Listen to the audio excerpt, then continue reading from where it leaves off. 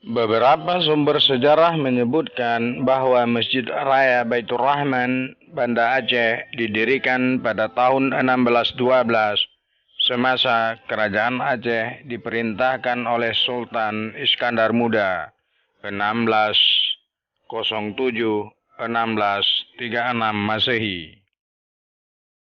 Akan tetapi, ada pula yang meyakini bahwa masjid ini telah dibangun lebih awal lagi, yakni oleh Sultan Alaiddin Mahmud Shah pada tahun 1292.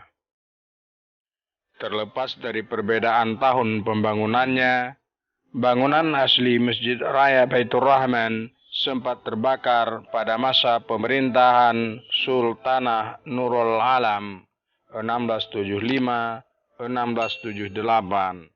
Sebagai gantinya, dibangunlah masjid baru di lokasi yang sama. Karena posisinya yang sangat strategis, sebahagian bangunan Masjid Raya Baitur Rahman ini pernah dibakar oleh Belanda pada 10 April 1873. Untuk meluluhkan hati rakyat Aceh yang murka, Gubernur Jenderal Van Leppergus menyatakan akan membangun kembali Masjid Agung yang baru. Peletakan batu pertama pembangunan kembali Masjid Baitur Rahman ini dilakukan pada 9 Oktober 1879 oleh Teuku Kadi Malikul Adi. Masjid Raya ini didirikan oleh pemerintah kolonial Belanda sebagai pengganti masjid lama yang sudah terbakar ketika perang pada tahun 1874.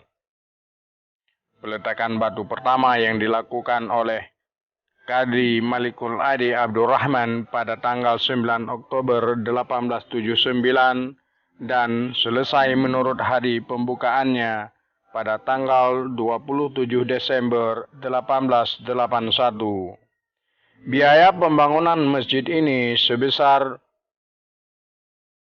20.300 dengan pemborongan oleh kontraktor Cina bernama Li Asi. Arsiteknya seorang Belanda bersama De Bruys. Ketika selesai dibangun oleh Belanda pada tahun 1881, masjid ini memiliki 1 kubah dan 1 menara. Kubah dan menara lainnya ditambah pada tahun 1935, 1958, dan 1982. Saat ini, Masjid Raya Baitur Rahman memiliki 7 kubah dan 8 menara.